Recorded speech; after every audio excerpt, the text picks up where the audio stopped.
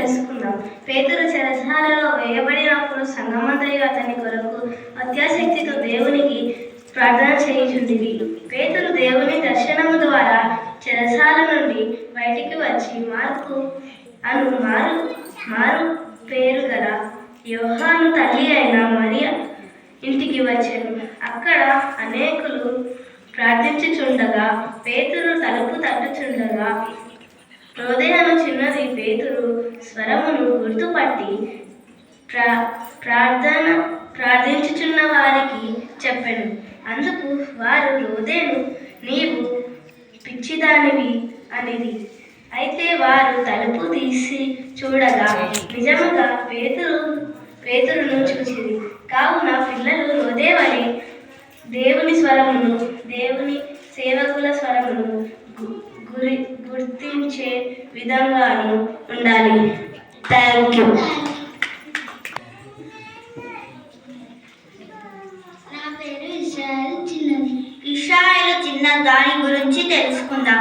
ఇశ్రాయేలు దేశానికి చెందిన ఒక చిన్న అమ్మాయి సిరియా సైన్యాధిపతి నయమానుకు ఎలీషా ప్రవక్త గురించి చెప్పింది. ఈ అమ్మాయి అతనికి చెప్పిన ప్రవక్త ఎలీషా సాయం చేయగలవాడని చెప్పింది. ఈ అమ్మాయి చెప్పిన మాట వలె నయమాను ఇశ్రాయేలుకు వెళ్ళి ఎలీషా అతను చెప్పిన మాట యోర్దాను నదిలో 7 సార్లు స్నానం చేసి కుష్ఠవ్యాధి నుండి కోలుకున్నాడు. ఈ చిన్న దాని వలె దేవుని యందు కృప, విశ్వాసం మరియు శక్తి ఉండాలి. Thank you.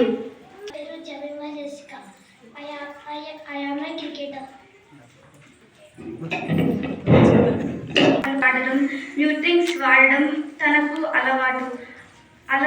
ఆడపిల్ల ఉన్నప్పటికీ తల్లిదండ్రులకు అన్ని విషయంలోనూ ఆమె ప్రోత్సహించిన వారు. దేవుడు తనకు ఎంతో సహాయం చేశాడు. కాబట్టి ఈమె యొక్క తల్లిదండ్రులు వలె అన్ని రంగాలలో పిల్లలను ప్రోత్సహించాలి.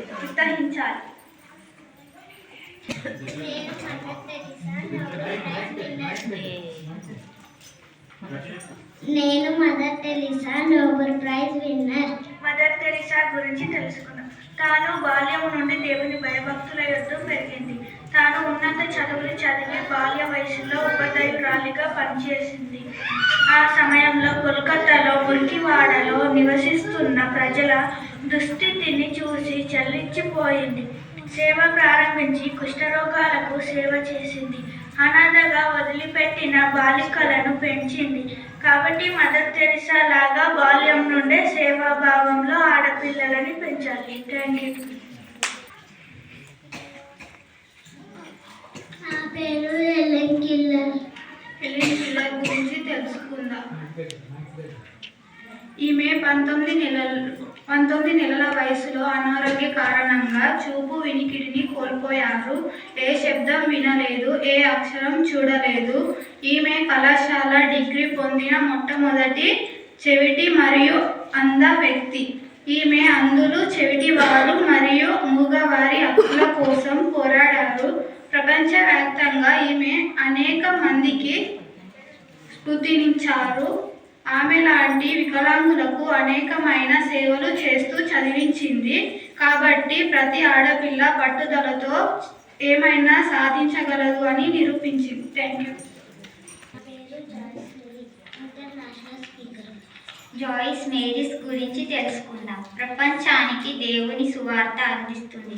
తాను బాల్యము వయసు నుండి ఎన్నో కష్టాలను భరించింది.